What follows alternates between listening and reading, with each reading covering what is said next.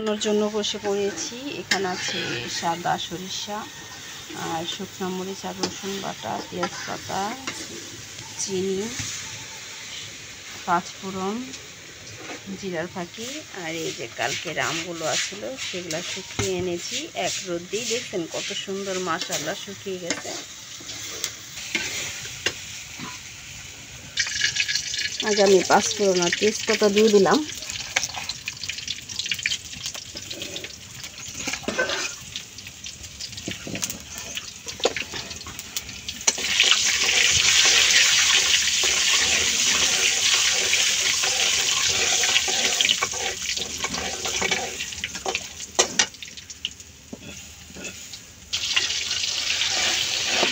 এখন আমি সরিষা বাটা,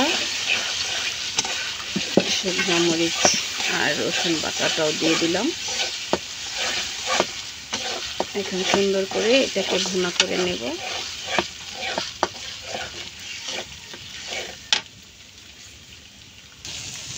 এখন আমি সব মশলাগুলো সুন্দর করে ভুনা করে নিচ্ছি।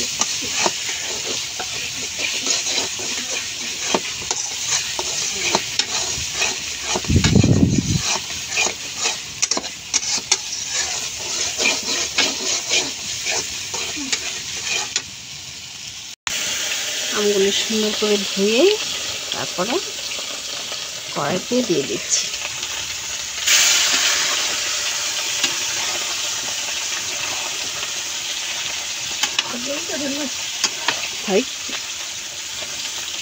দেখতেছি যা করতেছি পারবো।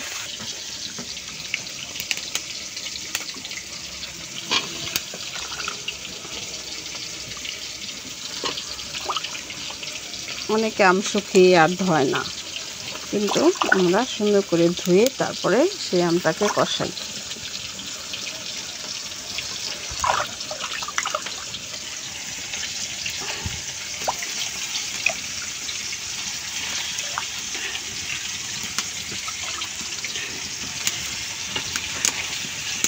এখন সবগুলো আম একসাথে মশলার সাথে মিশিয়ে তারপরে ভুনা করে চিনিটা দিয়ে দেব।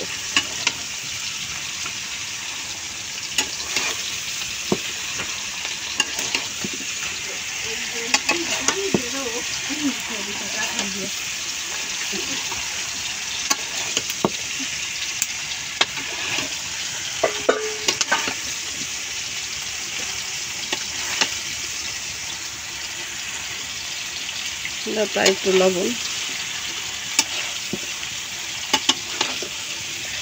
প্রথমে লবণ মশলাটা কষাইছি, কিন্তু আমগুলি দেখে আরও মনে হচ্ছে যে মশলা দিতে হবে, লবণও দিতে হবে।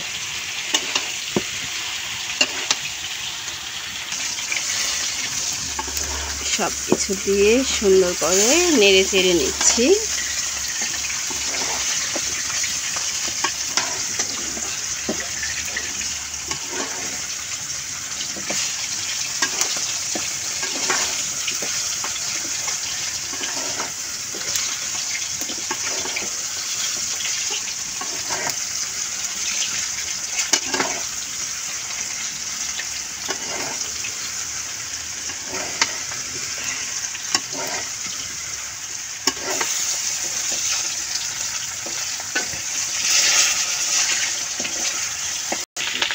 এখন স্বাদ মতো লবণ চিনি দিয়ে দিব। এই আচারটায় চিনিটাই অনেকটাই আচারটাকে মজা করে তোলে। আগে নেড়ে ছেড়ে দেখিনি, তারপর আবার লাগলে দেব।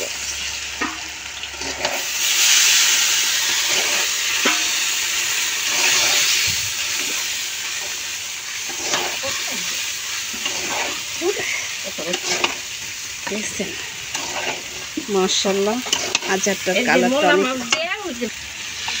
এই চিনিতেই আচারের টেস্টটাকে বাড়িয়ে দেয়। এই চুকলা সহ আচার আসলে অন্যরকম, অনেক মজার। আর যদি আঁশ থাকে আমের মধ্যে তাহলে তো কোনো কথাই নেই। এই আচারগুলো খেতে অনেক মজা লাগে।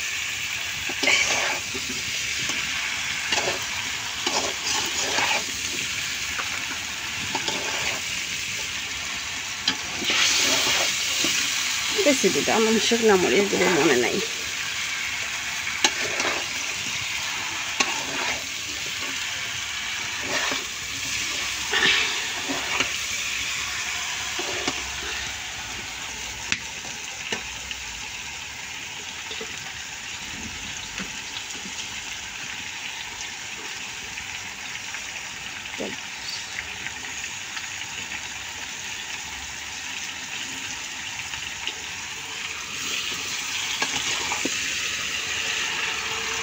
গেছে দেখুন। এখন এটা আস্তে আস্তে হতে থাক, পরে তেলটা উঠলে তারপরে আচারটা খেতে সেই স্বাদ হবে।